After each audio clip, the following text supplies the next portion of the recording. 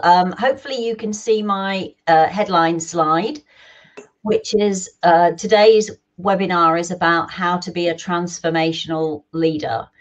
And over my photograph, I have a question for you. I would like you to think about the best leader that you've experienced in the workplace, and think about what words would you use to describe them, and stick those words in the chat box, please. What are the things the best leader you've ever experienced in the workplace? What characterizes them? How would you describe them to somebody else? So that we all get an idea of what we're looking for in terms of the best leader we can possibly imagine. Excellent. I've got some positive feedback in the chat box that it's working. People are able to see my slides. That's great. So give me some of your words that describe the best leader you've ever experienced. Authentic, calm, motivated, inspiring, hands-on, ability to listen, empowers people. Some great words coming through. Patient and thoughtful, visionary. It's really good to see we're all on the same page here about the things that we like, the things that motivate us, and the things that help us do our jobs better. Dependable, involved, leads by example. Brilliant stuff. Clear direction, yep. Enthusiastic, promotes development, leads from the front. Has time for people. Yeah, there's some fantastic phrases here, which I'm sure we will come back to as we go through this webinar. So what you can see on the screen in front of you is a brief outline of me. I'm a fellow of the Institution of Mechanical Engineers.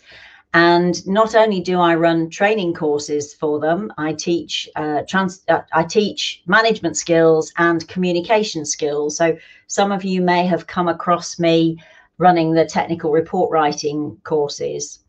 So I do a lot of training for the institution, but I'm also a volunteer, and I'm currently the chair of the professional review committee. So if you're applying to be an iEng or a CEng, then my committee will be the people who scrutinize your application. And if anybody wants to ask me questions about membership at the end of the session, then that's absolutely fine too. So my intention today is to talk to you for about 45 minutes. I have a couple of polls that I will be asking you to complete as we go through the presentation. And then I'm happy to stay on the line when we've finished to answer any questions or to discuss anything further with anybody that comes out of today. So very much in your hands. So my background, I'm an automotive person. I was an automotive engineer for most of my career. So going backwards, for the last 10 years or so, I've been running training courses, teaching engineers transferable skills, so management and communications, team building. Before that, I ran a factory making car seats. And before that, I ran a master's degree in automotive engineering. So I have a very odd background in that I've got some industry stuff, some academic stuff.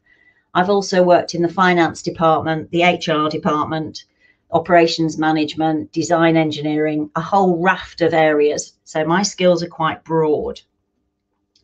And this all started for me with a thin sandwich degree course when I was a Jaguar apprentice. And one of the most formative moments of my career was my very first professional post once I had graduated. I worked for a guy called Malcolm, who I have fond memories of today, even though it's quite a long time ago.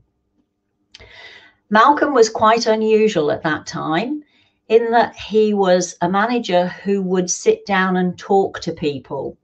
Even me as a new graduate, he was interested in my opinion. He wanted to know what I thought of things, how the department was being run, what he could do better, differently, and so on. He pushed me to do things that I didn't want to do. He made me take jobs that I wasn't particularly interested in, but gave me a great grounding for the rest of my career. So somebody who saw the bigger picture about where I was going to be in 5, 6, 7 years' time, rather than me being focused on just the next few weeks at work. He allowed me the space to make mistakes, fairly small mistakes, I have to say. I think I was protected from making big mistakes, but nevertheless, it's a huge learning experience when you are allowed to make mistakes. Malcolm would always have the time to sit down and talk to me. He had the time to listen, coach, and mentor. He encouraged me to grow, learn, and develop through trying out different things. And so quite early on in my career, I had a positive role model of what kind of manager and leader I wanted to be. It was really nice experiencing this kind of leadership, which back then was quite unusual. Most management in the car industry back in the 80s was what I would call table thumpers. People who would stand you in the corner and shout at you and thump the table. People who would bark orders. So I was extremely lucky to have Malcolm as my manager. We're still in contact, and I'm still in contact with a lot of people who have worked for me throughout my career, because I've taken the same view. When somebody works for me, I want to help them give of their best. I want to help them develop. I want to help them grow. And I take it as a positive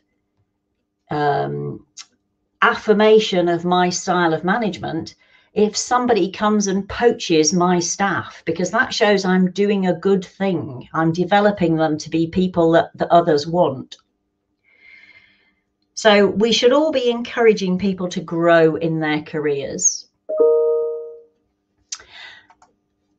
So what I want to talk to you about today are some of the lessons that I learned right back then at the beginning of my career, and how to put those sort of things into practice so that you can become a transformational leader. So what I want to talk about today is, first of all, what is a transformational leader? Let's make sure that we're clear on what we're talking about. Looking at why you should aim to become a transformational leader.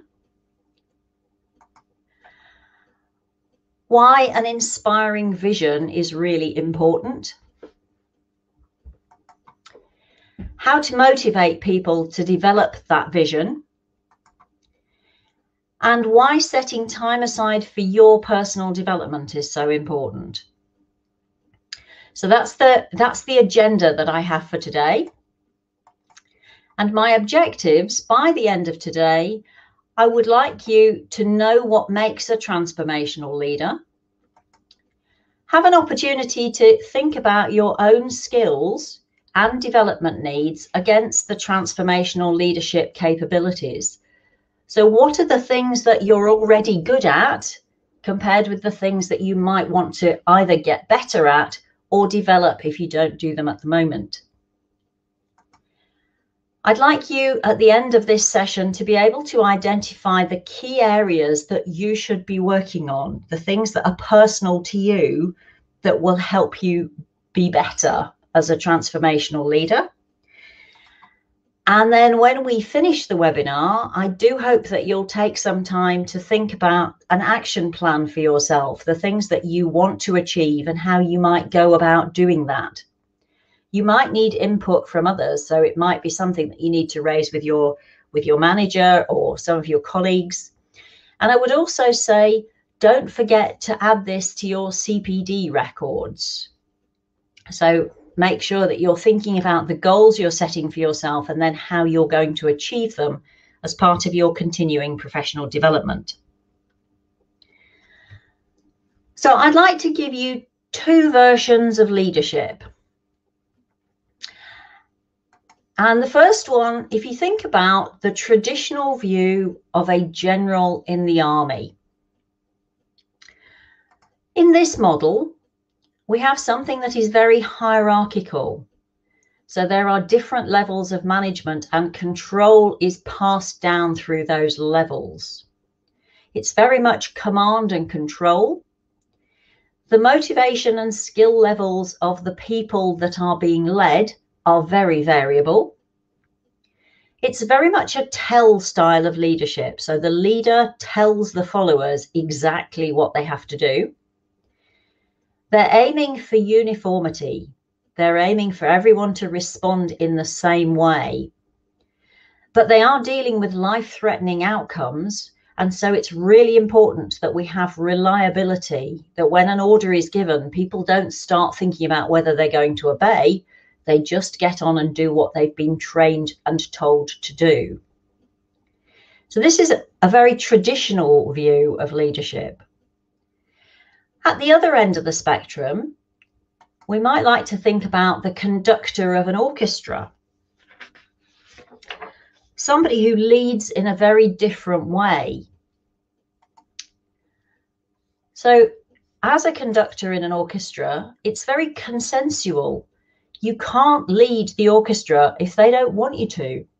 If they decide they're going to put their instruments down and not play, that's what they'll do. There are shared goals. Everybody in the orchestra is getting to play the same music and they want to do a good job at it. We have a highly skilled and motivated team.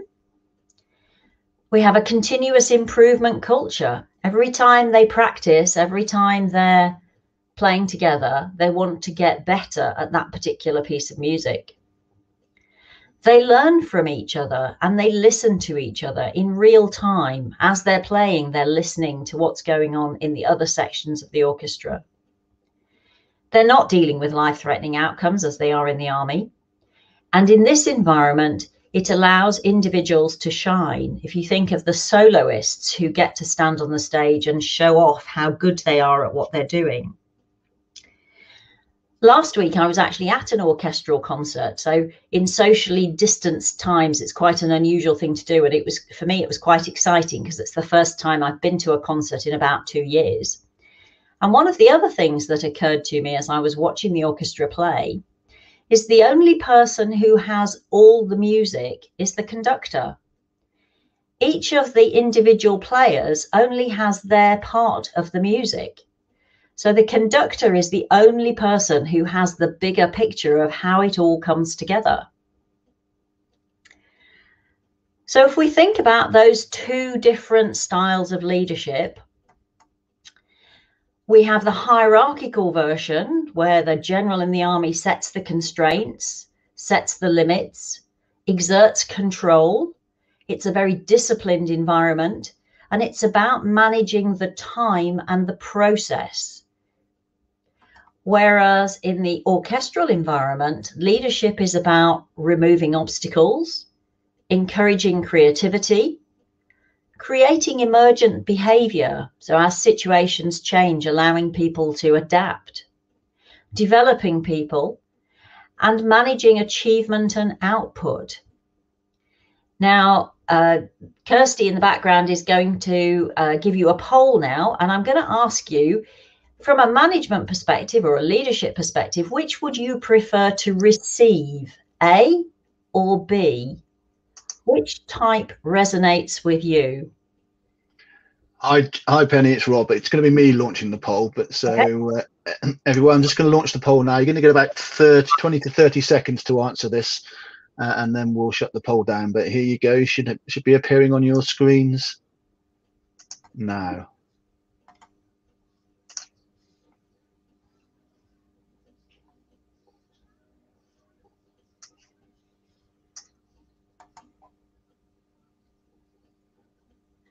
So there's a few people putting answers in the chat box. I think there should be a poll for you to answer, which would be better because it pulls all the answers from everybody together.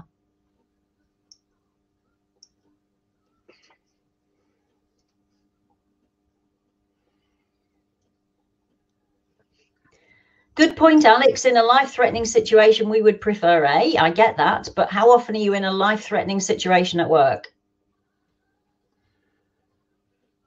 Right, guys, I'll give you another 10 seconds and then I'll go the results.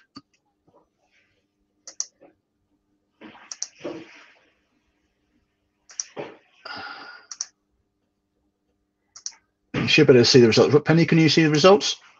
I can't. I can only see my slides at the moment. But okay, so A was 8.7% and B was 91.3%. Excellent. So those are the sort of numbers that I would have been expecting today. So there are a few people saying they'd like a combination, and I get that. But if I'm intentionally forcing you to pick A or B, and the vast majority of people would prefer the style of B.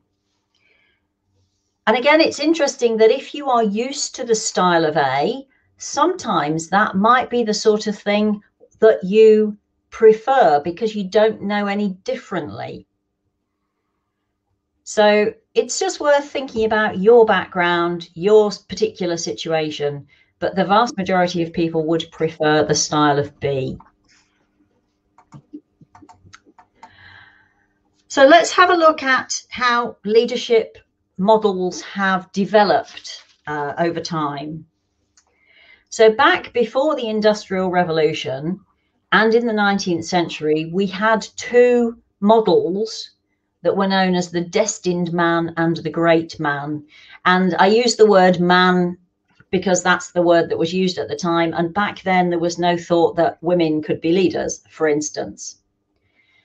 So pre-industrial time, destined man was about being born to be a leader. So being a king or an earl or a duke, something like that. Those people were expected to naturally be leaders. When we come up to the 19th century, where we're looking at the Industrial Revolution, we start to find a theory becoming known as the great man, where it's about an element of being born, but also an element of being educated to be a leader. Then as time moves on in the 20th century, we start to get the traits and behaviors models of leadership, which is saying that it doesn't matter where you were born or how you've been educated. It's more about things in your personality that shape you to become a leader. Then some of you may be familiar with situational and transactional leaderships, which is the idea that you change your management style because of the situations that you're in or the transactions that you have with your followers, which was very popular in the 70s and 80s. But now we're in the 21st century, and transformational leadership is the leadership model that is generally being favored, particularly where we have complex organizations, where change is a constant, and where we need our leaders and our organization to be adaptable and flexible. So that's what I want to talk to you about today, as most of the industrial companies that I'm working with need that style, particularly engineering businesses who have had their backs against the wall and have been fighting for survival, where culture change has been implemented because they've needed to change the way they're doing things. So transformational leadership is what we're looking at today. Some of you may have come across this diagram known as the leadership continuum, which is about the way leaders communicate and the amount of authority they have in relation to that they give their subordinates. So on the left-hand side of the continuum, you will see the sort of general in the army, where the manager or the leader makes the decisions and announces what needs to be done and tells people to do them with lots of authority, and where we're not looking for any freedom or initiative from the subordinates. On the right-hand side, we have the free rein management, which is more akin to what we're talking about here with the transformational leadership, where the manager is confident enough to allow their followers to make their own decisions. So it's about the team coming together and using the strength of everybody's strengths and weaknesses, getting the best out of the people that you have around you, rather than trying to make it all come from the top. So transformational leadership was a phrase coined by this guy, James MacGregor Burns. And he says transformational leadership occurs when one or more persons engage with others in such a way that leaders and their followers raise one another to higher levels of motivation and morality. So it's akin to, you may have come across servant leadership, this idea of helping others give of their best. So the idea that the leader is moving obstacles, encouraging, motivating, pointing the direction, setting the standard, and so on. Now, I've kept one eye on the chat box about the A and B kind of style of management and wanting a mix of things. And I think a lot of it comes back to some of the assumptions that we have about the work environment. And on this slide, what I've got is, on the left-hand side would be the sort of traditional way of looking at something. And on the right-hand side is the transformational way of looking at things.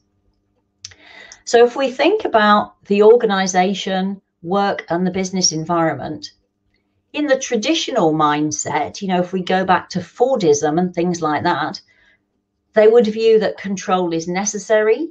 The company is a well-oiled machine. Disruption is feared and events are predictable. So this is the view that as a manager, you have complete control on what's going on, or you need complete control. Whereas in the transformational leadership model, we accept that the company is an organism. It grows, it changes. Disruption is good because it makes us think differently. Control is impossible or even damaging, and events are unpredictable. So you will probably be somewhere on that spectrum, neither one end or the other, but somewhere on that spectrum based on your background, the way you work, and the organization you're in. If we look at the second level, the how and why people work, do you take a view that work is a necessary evil and people need direction, and we have workers and thinkers and the two things are different?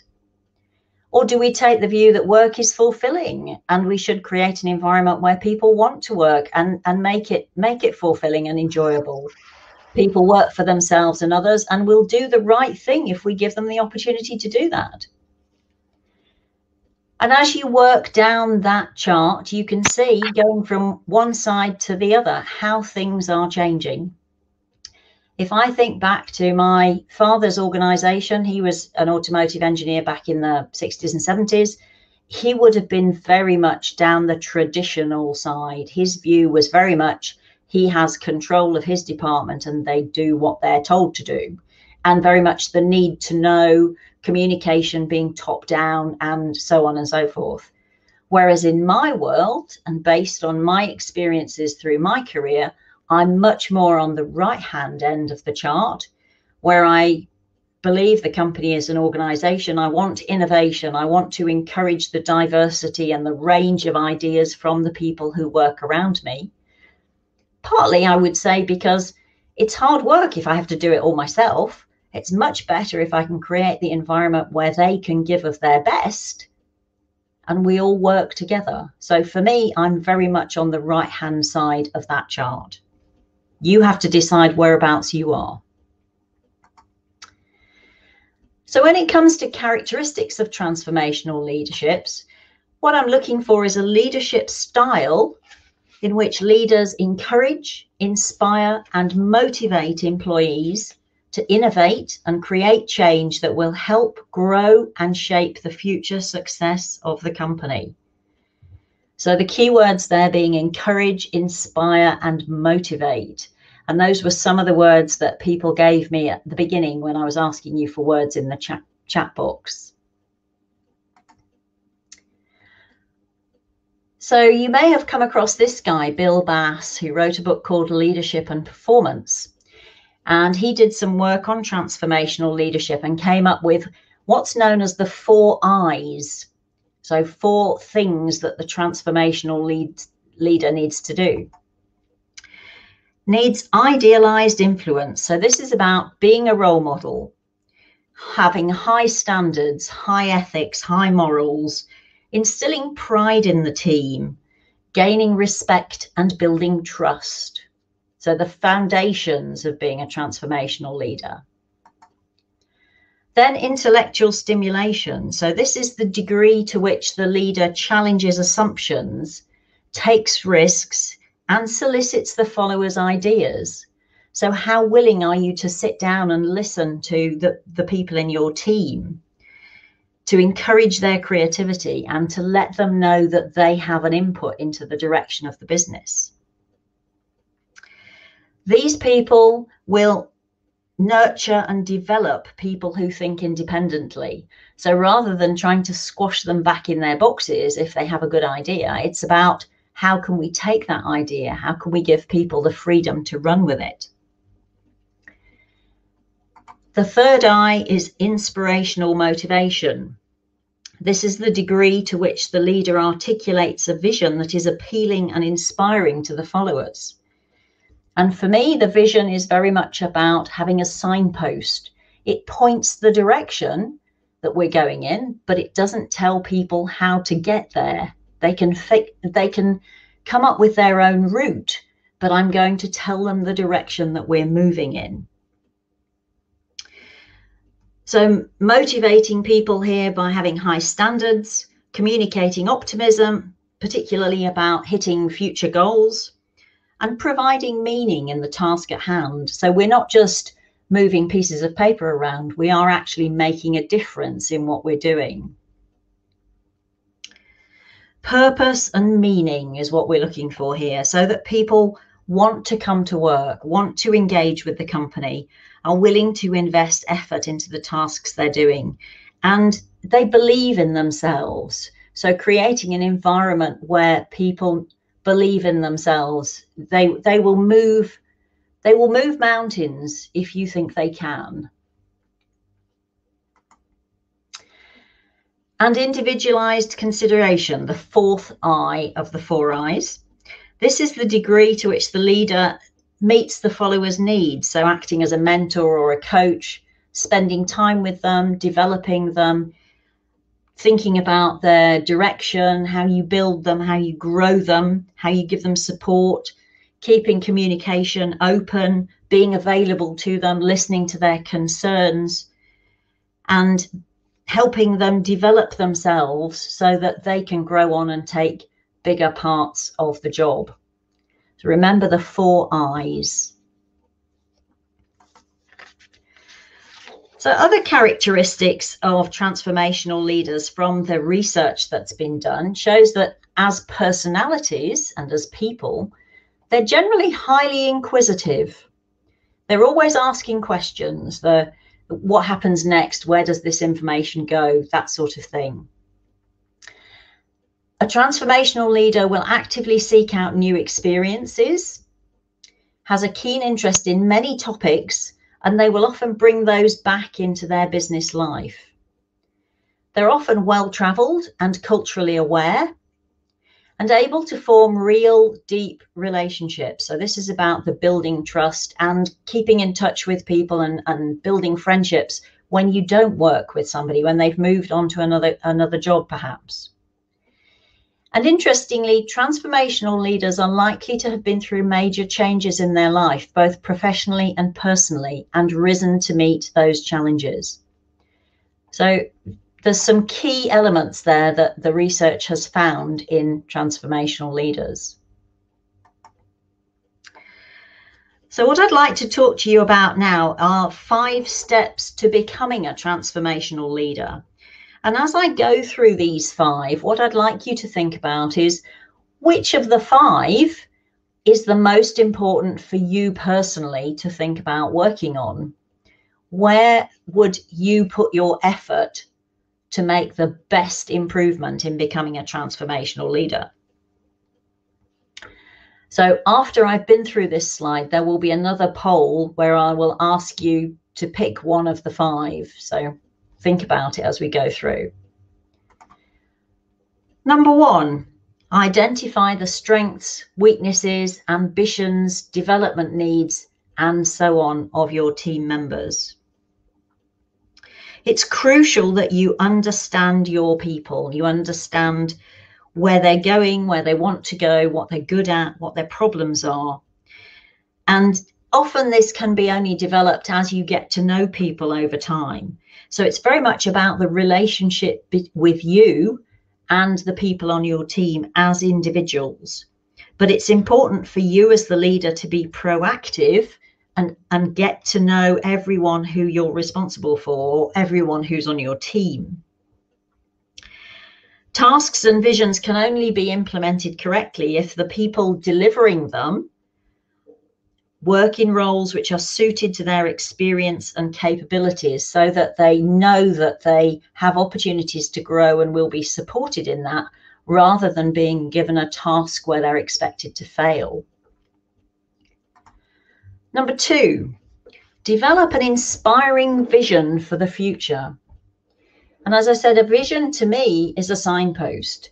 It tells people in 6 months, 2 years, whatever it might be, this is where I'd like us to be. This is the direction we're heading in. And it's important that you involve your team so that you develop that vision together. So they have a feeling of ownership, a feeling of optimism and motivation, because it feels achievable. It is something that they can deliver. And it's part of your job to move the obstacles that might get in the way of that. Number 3, motivating each person on the team to buy into that vision. So this is about values and beliefs, the way we operate on a day-to-day basis. What are the things that are important to each individual on the team? What kind of language do we use for them to motivate them? We must understand what motivates each individual on that team so that we can give them what they need. Number 4, involve yourself in the delivery of that vision. So this is about being seen as a role model, being seen to deliver on the right behaviours for the vision, making sure that roles are communicated well and laid out in accordance with the strengths, weaknesses and development needs of the members of the team. Ensure that any individuals who require support will be offered the help to progress through this process. And when allocating roles, when you're giving people tasks, don't just give them tasks that they're already good at. Try and think about how you can give people tasks that will stretch them, develop them, move them into new areas. And don't forget that goals need to be SMART. That is specific, measurable, achievable, realistic, and time-bound. So every time you ask somebody to do something, just check with yourself that you've given them a SMART goal. Always make sure that your presence is felt and you are open to questions, discussion, and offering help to those who need it. So this is an authentic open door policy. I am here for you at any time. Number 5, develop stronger relationships with your team. The leader is only as strong as their team. You can't do it without them. They can't do it without you. It requires constant attention to keep things moving forward. Make sure you have regular meetings, one-to-one with each of your team. I would be suggesting once a fortnight, possibly once a month if you must. Make sure you talk about their development needs and how they're growing and developing so they can take on larger, more significant projects. Think about how you could offer coaching sessions so that they can grow. And don't forget to identify somebody who would be your successor. Because if you start doing this really well, it won't be long before they'll want you to move on and take a bigger project, a bigger department, something of that order. And it's really important that you've got your team aligned so that they don't leave a hole when they move you out of the position. And I think the most important thing to say about item 5 is honesty. If people are doing a good job, make sure you tell them. if people are not doing a good job, you should tell them that as well. Make sure that you have honesty, because nothing develops trust more quickly and effectively than an open and honest conversation. So we're going to put up a poll now where I would like you to pick one of the 5. So is it 1, knowing your team better? Number 2, creating a vision for your team and with the team. Number 3, communicating that vision. Number 4, building trust and stronger relationships with the team. Or is it 5, walking the talk, delivering what you said you'd do? Which of those 5 is the one that is the most pressing for you personally to work on at the moment? Thank you, Penny. Everyone, the poll is up and running now, so you should see that on your screen.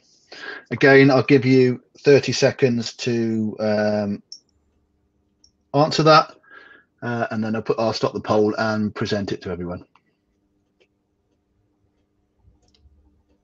Thank you, Rob. I've spotted Charles has put something in the chat about making goals smarter with an E and an R on the end.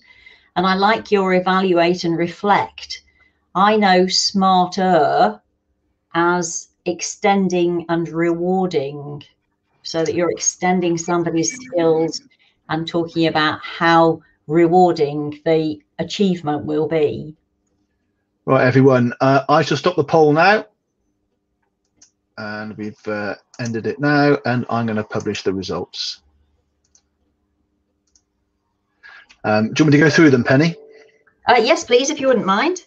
Okay, so the top answer with 37% is 2. Right. Next is 4 with 21%. Yeah. 3 is 18. Yeah. 5 is 12, and 1 is 9.5. Excellent. Thank you very much. So that's very much what I would have expected. Usually number 2 is the one that comes out the top.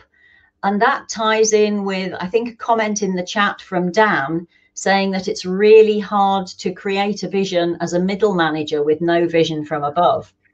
And I recognize the difficulties in that situation. But my view would be that you create a vision for what you can control. And it doesn't matter whether you have anything coming from above. If you believe that creating a vision for your team is a good thing, then do it anyway, regardless. So for me, the vision is really the key to all this. And it seems to be the bit that generally engineers struggle with more than some of the other things that we've talked about, which tend to be more tactical rather than visionary. So when it comes to having a vision, when I work with people, these are some of the questions that I ask them. So what are the core values of our organization? What does the ideal future look like? And I want that in detail. So I say to people, go and shut yourself in a dark room in a comfy chair and just let your brain imagine what the ideal future would look like in 6 months, 12 months, and so on. Start thinking about, when I walk into the office, will it be so quiet I could hear a pin drop because everybody is focused on what they're doing? Or will there be a hum of chatter around? What sort of things would I like to find when I walk into our team meetings? Are people sharing ideas, or are they all sat there, you know, ramrod stiff, waiting for the meeting? So think very carefully about what the future looks like. There isn't a right answer to any of this. This is about your vision, what you think would be the right way to go. And then you can start thinking about what you're going to do to get there. And remember, it's an ongoing process. So you might have a vision in 6 months' time, for instance. And when you've achieved that, then you start to think about what the next steps look like, what the next year might look like. But I think one of the important things about a vision is that it gives people a feeling that they're part of something that's longer than just the job they're doing right in this moment. So it's not about just processing pieces of paper or calculating Excel spreadsheets. It's saying that in 6 months' time, I will be doing something different from what I'm doing now because the business will have moved on. So it's perfectly possible for you to work out your own vision wherever you are in the organization, and I would encourage you to do that. So some of the implications for leaders of transformational leadership are the vision stuff. So developing a challenging and attractive vision, but help get the team involved. It doesn't all have to come from you, but you are part of shaping that process. Tie that vision to a strategy for its achievement. So we do the tactical stuff and translate it into actions. And then as a leader, express confidence, decisiveness, and optimism about the vision and how you're going to implement it. And then realize that vision through small steps and small successes. And it's really important that you celebrate every success as it happens. So whether that's handing out certificates, whether it's taking the team for a drink, whether it's leaving the office early, whatever that looks like, make sure that you celebrate successes as they happen. So going back to my point about learning and CPD, picture here of John F. Kennedy, one of his quotes, which I believe was from his graduation speech, is that leadership and learning are indispensable from each other. So if you aspire to be a leader, then learning all the way through the process is really important. But I think it's probably more than that. I'm an advocate of lifelong learning, so that every day is a school day. There's always something to learn from. I've just spotted in the chat a comment from Alex about the budget for celebrations has been cut. I don't believe that celebrating with a team needs to cost money at all. If you think about it creatively, there are a lot of things you can do that don't cost money. And my example of the best motivational tool I ever had in my factory was to give, we had a employee of the month system where people could nominate their colleagues for employee of the month. And the reward for employee of the month was the parking space outside reception. So it didn't cost anything. And yet it was surprising how people would compete and want to know who'd got the parking space outside reception. And I agree with Sujatra, muffins cost almost nothing, but yes, so biscuits will always motivate an engineering team, I find. So it's really important to prioritize your development. So this should be one of the key things that you're doing. Firstly, because it brings you new ideas. It gives you new ways of looking at things. It allows you to be a role model for the rest of the team. If you say you're too busy to go on a training course, then that's what your team will say, and they won't develop. I had another manager along my way, a chap called Jim, and I remember going to see Jim to say I wanted to go on a course.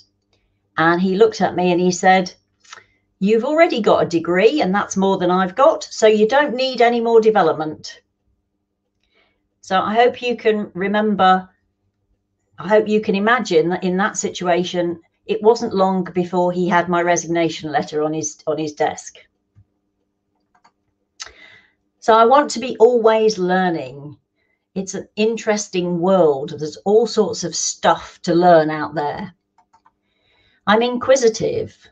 Let's ask questions. Let's find out why. Let's work out how systems work. What are people going to do with that information if I give it them?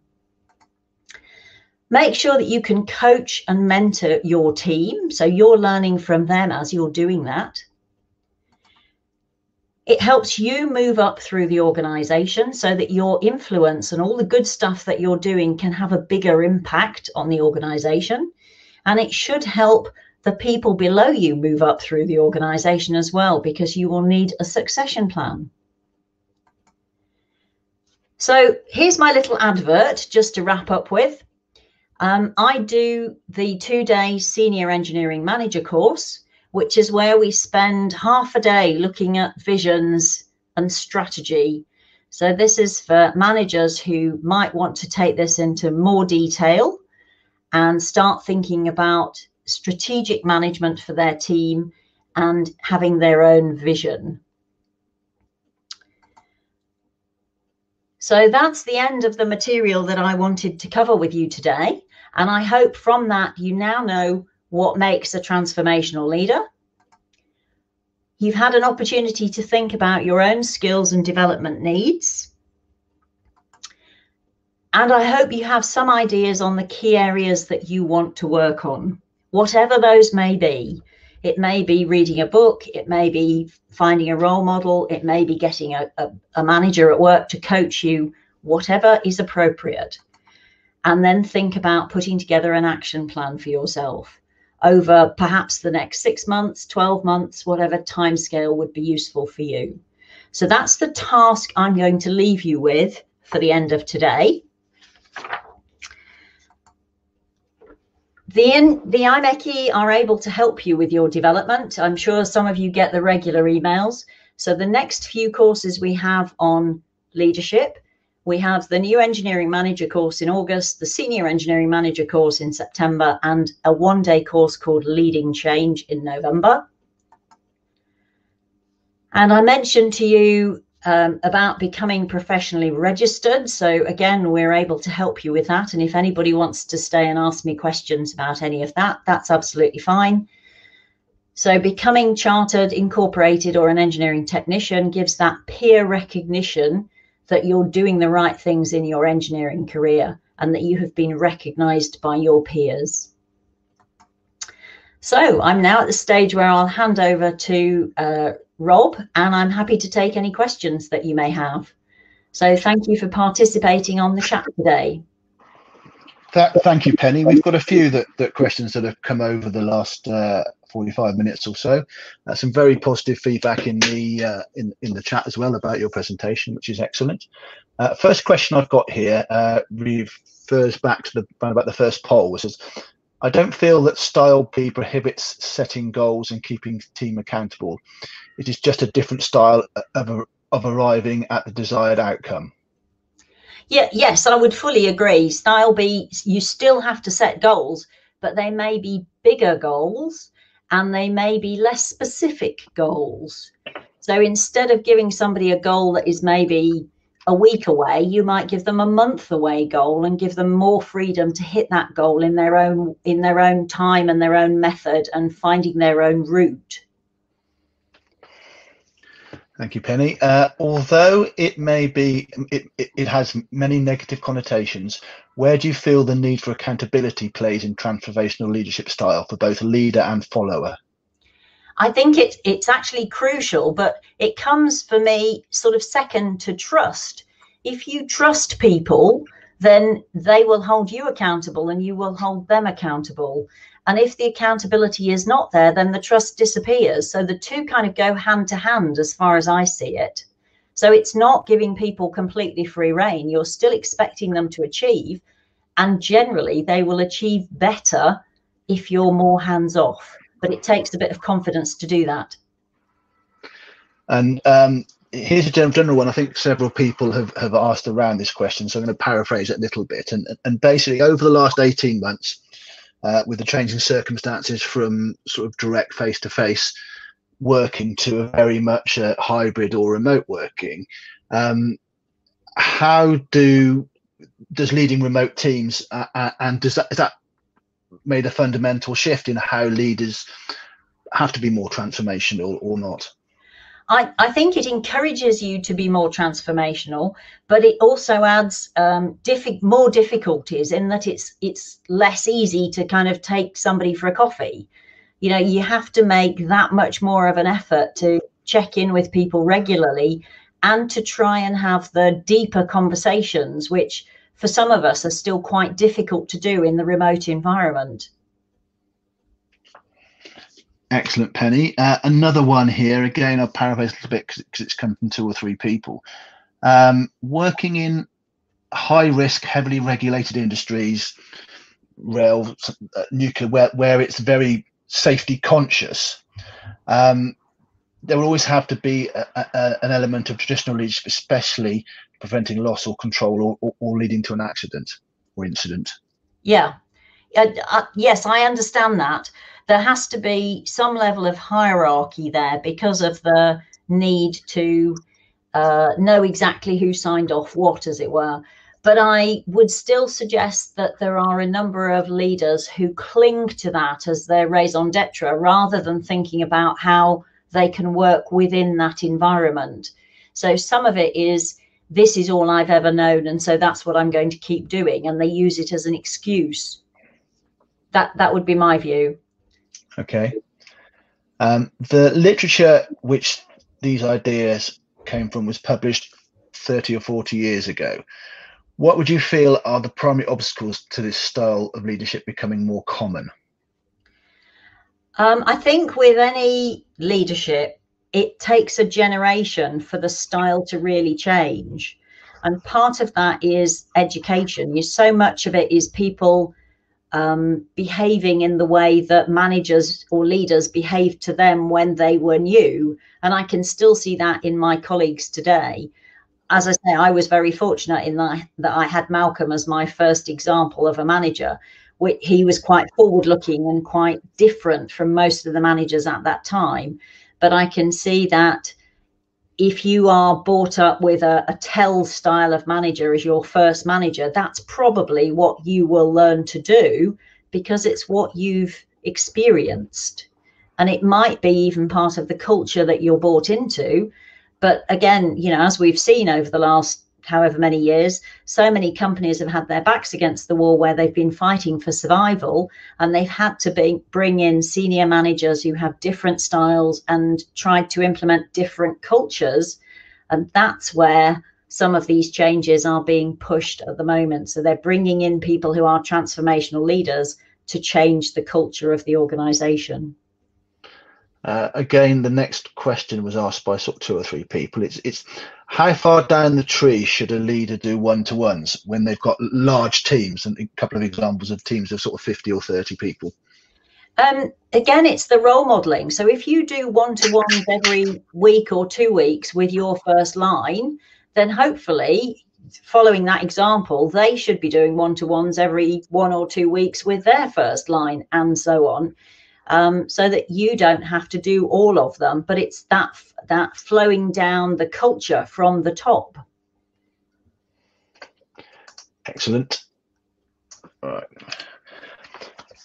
Another question. It's really hard to create a vision as a middle manager with no vision from above. What would your advice be? Yeah. So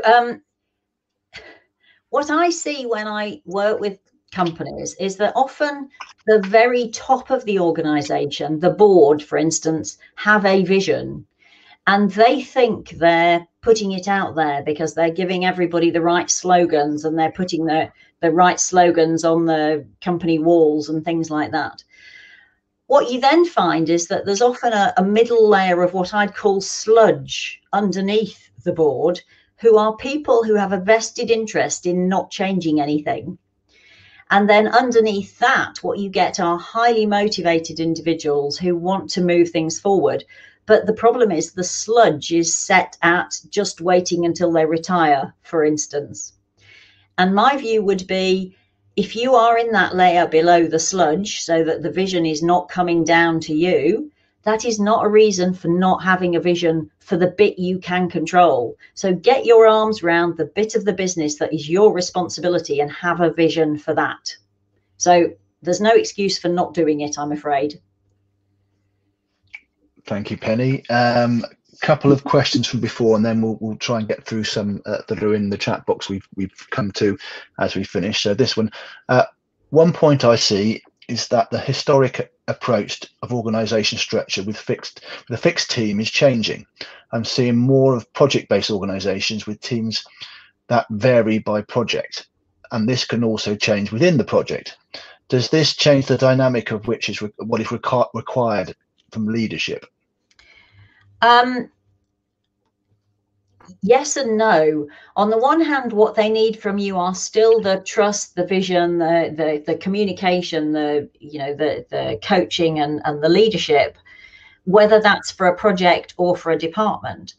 But the important thing is that you're flexible enough to know that the team you've got your arms around today, and you're setting a vision for this project today, but it might be a different set of people who are actually delivering that in 6 months' time, for instance.